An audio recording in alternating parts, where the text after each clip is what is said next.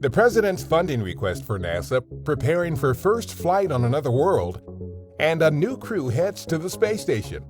A few of the stories to tell you about this week at NASA. Acting NASA Administrator Steve Jurczyk discussed the President's fiscal year 2022 discretionary funding request for NASA. The $24.7 billion funding request allows NASA to address the climate change challenge in more significant ways than we've had in the past. It allows us to understand the Earth as a system, from the oceans to the atmosphere. The request includes funding also related to climate change for programs associated with the first A in NASA's name. Aeronautics has been charged with developing a more environmentally friendly aviation system. One of them is the X-57 Maxwell flight demonstrator. It's going to demonstrate electric aircraft technology, including distributed propulsion. Other milestones expected under the new funding request include the launch of the James Webb Space Telescope, which will look back in time to the first galaxies in the early universe. The funding request also is a strong show of support for our Artemis program and Moon to Mars exploration approach. The Space Launch System rocket, the Orion spacecraft, gateway in lunar orbit, and a commercial human landing system will land the first woman and first person of color on the surface of the Moon, and are the systems we will use to establish sustainable exploration and research in preparation for the first human missions to Mars. During a pre-flight briefing on April 9th, the team for our Ingenuity MarsHelicopter discussed the helicopter's status and what to expect on its first attempt at powered controlled flight on another planet, currently targeted for no earlier than Sunday, April 11th. We have carefully designed, we have carefully tested on Earth, we have been checking out carefully on Mars up to now, and it's time to attempt the first flight, and we will test, prove, and learn, regardless of what the outcome is. If Ingenuity flies on April 11th as expected, a live stream confirming the historic first flight is targeted to start around 3:30 a.m. Eastern Daylight Time on April 12th.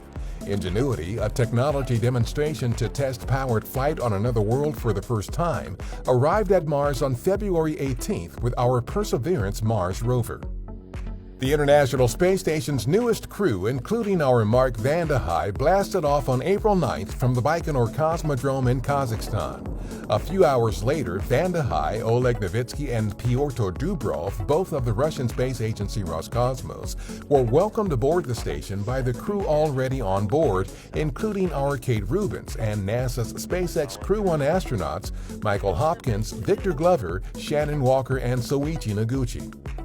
April 5th marked a first for commercial spaceflight aboard the International Space Station when the Crew Dragon Resilience spacecraft carrying NASA's SpaceX Crew 1 astronauts autonomously undocked from the forward port of the station's Harmony module and relocated to the space-facing port. The move will enable the extraction of new solar arrays from a SpaceX cargo spacecraft that will arrive after Crew 1 departs. On April 6th, engineers conducted an RS-25 engine test on the A-1 test stand at our Stennis Space Center near Bay St. Louis, Mississippi. The full-duration test is the second in a scheduled series of 7 tests to provide valuable data for development and production of the engines. 4 RS-25s will help power the agency's Space Launch System rocket on future missions to the Moon, including the Artemis 1 uncrewed flight test targeted for this year that will pave the way for future flights with astronauts to explore the Moon and prepare for missions to Mars. NASA's OSIRIS-REx spacecraft completed a last flyover of asteroid Bennu on April 7th to document surface changes that resulted on the asteroid during the mission's sample collection maneuver last October. It will take until at least April 13th to downlink all of the data from the flyby. A survey of the sample collection site could teach us more about the nature of the surface and subsurface materials and the mechanical properties of the asteroid. OSIRIS-REx is scheduled to return to Earth with the sample material it collected from Bennu in September 2023. That's what's up this week at NASA. For more on these and other stories, follow us on the web at nasa.gov/twan.